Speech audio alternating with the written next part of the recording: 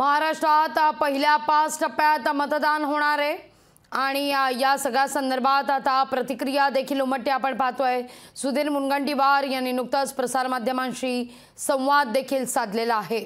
पहिल्या 5 टप्प्यात मतदान होईल ते देखील आपण समजून घेऊया। महिला मतदार किती आहेत ते आपण पाहतोय। प्रथम मतदार 1.84 कोटी,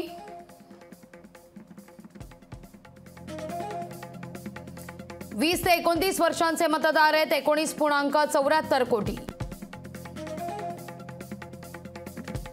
चर्चेतले मुद्दे काय असणार आहेत तर सीए कायदा,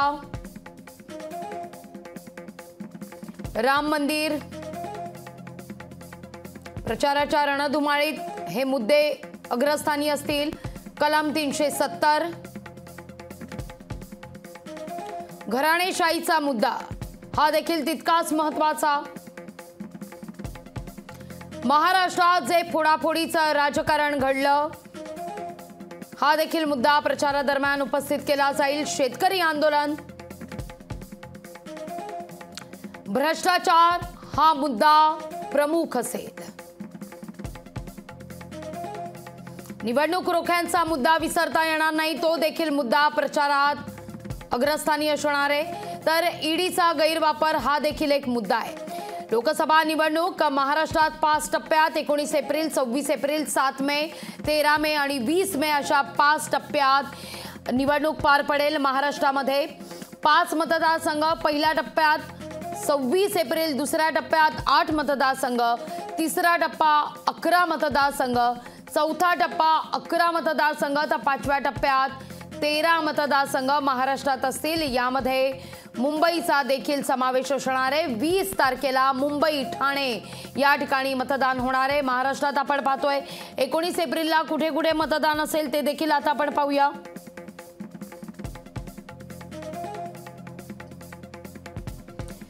या सगळ्याविषयी अधिक माहिती घेण्याकरता थेट जाऊया आमचे प्रतिनिधी सचिन बडे यांच्याकडे। सचिन, लोकसभा निवडणुकांचा बिगुल आता वाजलेला आहे। खऱ्या अर्थानं महाराष्ट्रात 5 टप्प्यात मतदान होईल। लागवी जी आपण म्हटल्याप्रमाणे लोकसभेचं बिगुल वाजलेलं आहे आणि 5 टप्प्यांमध्ये मतदान जे आहे ते होणार आहे। गेल्या बऱ्याच दिवसांपासून राज्यभरामध्ये, देशभरामध्ये जे काही चर्चेत असणारा विषय जो होता तो म्हणजे आगामी लोकसभेच्या निवडणुका। मात्र आता अखेर या 5 टप्प्यांमध्ये निवडणुका होत आहे, त्यामुळं येणारं उमेदवारांचं भवितव्य असेल किंवा कोणता पक्ष बाजी मारणार याकडे सर्वांचं लक्ष लागून आहे। कारण प्रत्येक पक्षाची प्रतिष्ठा जी आहे ती पणाला लागलेली आहे। कारण आता ही फक्त निवडणूक राहिलेली नाहीये, तर अस्तित्वाचा प्रश्न जे आहे, आस्थेचा प्रश्न जो आहे तो या ठिकाणी बनलेला आहे। कारण बहुतांश बदल हे पक्षामध्ये झाल्याचं पाहायला मिळतंय। कारण प्रत्येक पक्षामध्ये नवे चेहरे असतील किंवा नवीन पक्षाची बांधणी असेल ती आता पुन्हा एकदा करावी लागतीये। म्हणजे शून्यापासून जी काय सुरुवात म्हटलं जातं तीच्या निवडणुकांमध्ये जी आहे ती पाहायला मिळतीये। सचिन, तिसऱ्या आणि चौथ्या टप्प्यात मराठवाड्यात मतदान होणार आहे, त्याविषयी सांगाल? तिसऱ्या आणि चौथ्या टप्प्यामध्ये मराठवाड्यामध्ये मतदान होत आहे आणि निवडणुकांच्या माध्यमातून मराठवाड्यामध्ये कोणता पक्ष बाजी मारणार हे पाहणं सुद्धा तेवढंच महत्वाचं आहे। मात्र मराठवाड्यामध्ये अजूनही काही पक्षांच्या वतीनं उमेदवारी ज्या आहेत त्या जाहीर करण्यात आलेल्या नाहीयेत। कारण अटीतटीची लढाई जी आहे ती या ठिकाणी होणार आहे। कारण अजूनही कोणता उमेदवार कोणत्या पक्षाकडून लढणार हे अजूनही स्पष्ट झालेलं नाहीये। उमेदवारी ज्या आहेत त्या अजूनही देण्यात आलेल्या नाहीयेत। कारण काही ठिकाणी अंतर्गत जो कलह आहे किंवा अंतर्गत जो वाद आहे तो पाहायला मिळालेला आहे। कारण एकीकडे नवीन पक्ष जे आहे किंवा नवीन पक्षाची स्थापना जी आहे ती काही ठिकाणी पाहायला मिळतेय। नवीन नाव, नवीन चिन्ह हे काही ठिकाणी मिळालेलं आहे। मात्र अशा वेळेला उमेदवार कोण असावा आणि कोणता उमेदवार आपल्याला प्रतिष्ठा पणाला लावल्याच्या नंतर तो आपला पुन्हा विजयी ठरू शकतो हे पाहणं तेवढंच महत्वाचं असताना अजूनही काही ठिकाणी उमेदवारी जाहीर झालेल्या नाहीयेत। विशेष म्हणजे छत्रपती संभाजीनगरामध्ये कोणत्याही पक्षाकडून उमेदवारी जाहीर झालेली नाहीये। पक्ष भले मोठे असले, नाव भले मोठे असले, उमेदवार भले मोठे असले, मात्र अजूनही जे स्पष्टपणे जर पाहिलं गेलं तर कुणाचीही नावं जी आहेत ते अजून स्पष्ट केलेली नाहीयेत। त्यामुळे अंतर्गत पक्षांमध्ये कलह आणि वाद जो आहे तो पाहायला मिळतोय।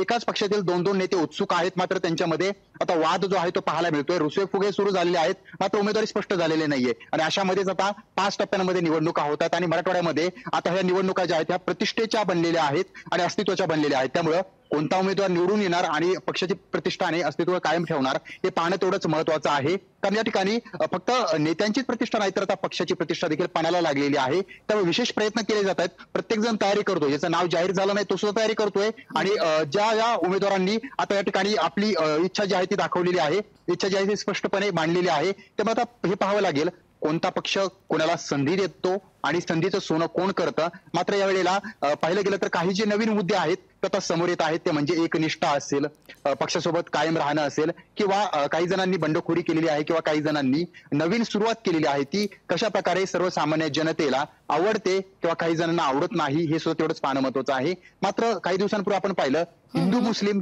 ह्या मुद्द्यांना घेऊन छत्रपती संभाजीनगरामध्ये निवडणुका व्हायच्या. मात्र आता तो मुद्दा नसणार आहे. आता विकास असेल किंवा त्यासोबतच कोण कोणाशी एकनिष्ठ राहिलं किंवा कुणी स्वतःला न्याय देण्याचा प्रयत्न केला यातून आता मतदारांचे मत कसे परिवर्तित केले जातात हे पाहणं तेवढंच महत्वाचं आहे. मात्र मराठवाड्यामध्ये या वेळेला आता ही लढाई अटीतटीची बनलेली आहे आणि 5 टप्प्यांमध्ये निवडणूक होत असताना मराठवाड्यामध्ये मात्र या ठिकाणी संभ्रमावस्था प्रत्येक पक्षामध्ये असल्याचं पाहायला मिळतं. निश्चित. लोकशाही मराठी ऐका, पहा, जागरूक रहा.